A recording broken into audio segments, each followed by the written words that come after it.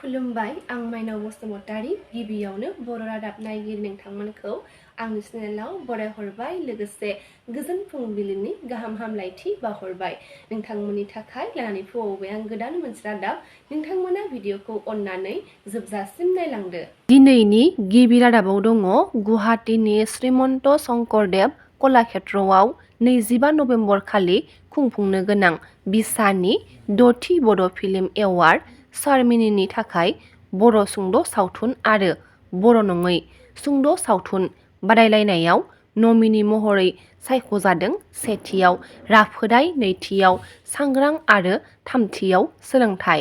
बर' नङै सुंद' सावथुननि गेजेराव सेथियाव सिसिटि, नैथियाव फ्लेभार अफ फुड आरो थामथियाव सामार अफ सल। सायख'जानाय सुंद' सावथुननि बान्थाखौ 25 नभेम्बर खालि फोसावनायनि गेजेरजों गथायनाय जागोनखौ मिथिनो मोननाय जादों।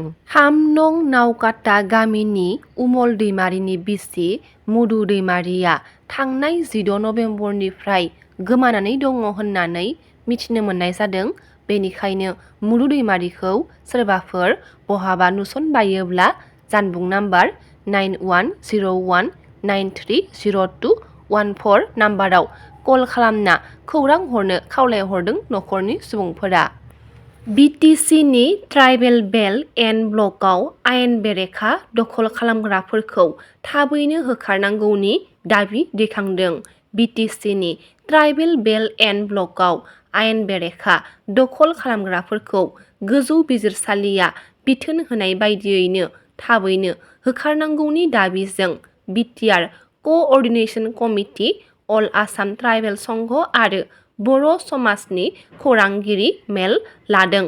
खौरांगिरि मेलनि गेजेरजों बिटिआर क'अर्डिनेशन कमिटि, अल आसाम ट्राइबेल संघनि गाहाय नेहाथारि गजेन नार्जारि आरो आफादगिरि निरन्जन ब्रह्मआ गोख्रों बिबुंथि लाखिनायखौ नुनो मोननाय जादों।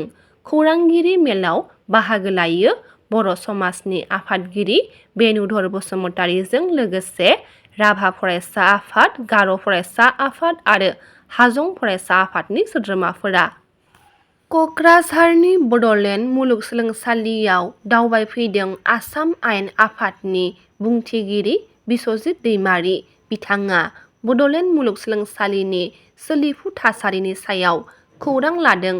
बुंथिगिरि दैमारिया मख'नो गोनांदि गावनि बड'लेण्ड मुलुगसोलोंसालि नायगिदिंफैनायाव मुलुगसोलोंसालिनि सोलिफु थासारि आरो बायदि जेंनाफोरनि सायाव मैया बड'लेण्ड मुलुगसोलोंसालिनि vice chancellor professor doctor Babulal Ahuja, registrar doctor सुबुं बसुमतारी आरो मुलुगसोलोंसालिनि बिबानगिरिफोरजों गुवारै सावरायलायो। आसाम आयेन आफादनि बुंथिगिरि बिथां बिस्वजित दैमारिया बड'लेण्ड मुलुगसोलोंसालिनि सिङाव थांलाय फैलाय खालामग्रा गल्फ कार बायनो थाखाय 7,70,000 रांखान्थि अनसुंथाइनि चेक बिलाइबो गथायनायखौ नुनो मोननाय जादों। लोगोसे बै समाव गावनि एमपि मावबिबान समाव बड'लेण्ड मुलुगसोलोंसालियाव 50 लाख रांजों लुफुंनानै होनाय गार्लस हस्टेलखौ नायगिदिंफैनायजों लोगोसे आथिखालनि हस्टेलनि थासारि आरो जेंनाफोरनि सायाव हस्टेलनि फरायसुलिफोरजों सावरायलायनायखौबो नुनो मोननाय जादों। गुवाहाटी कलाक्षेत्रनि फरायसंगिरि ललित कला एकाडेमि बान्था मोनगिरि मनेस्वर ब्रह्मआ हरखाबै रुंसारि जानायखौ मिथिना मोननाय जादों। गुवाहाटी कलाक्षेत्रनि फरायसंगिरि ललित कला एकाडेमि बान्था मोनगिरि राफोद आरिमुगिरि चिरां बिजनी बर' बाजार हालिपारा गामिनि थागिबि मनेस्वर ब्रह्मआ हरखाबै रुंसारि जायो।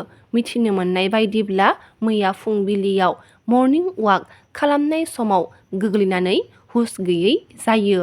गुवाहाटीयाव थानाय जिएनआरसि देहा फाहामसालियाव थिसनदोंमोनब्लाबो रैखा खालामनो हायाखैखौ मिथिनो मोननाय जादों। मख'नो गोनांदि रुंसारि मनेस्वर ब्रह्मआ 21 अक्ट'आव आसाम आयेन आफादनि लांगोनायाव गोदानै बेखेवनाय जारिमिनारि बायखोन्दा नेरसोन बेखेवनाय बुब्लियाव मिनि खुसियै बाहागो लादोंमोन। नि रादाबा एसेनोसै। गाबोन फिन गोदान रादाब लानानै लोगो मोनगोन। नोंथांमोना भिडिअखौ जोबजासिम नायबायब्ला अन्नानै लाइक शेयार कमेन्ट लोगोसे साबस्क्राइब खालामनानै होदो। गोजोन्थों।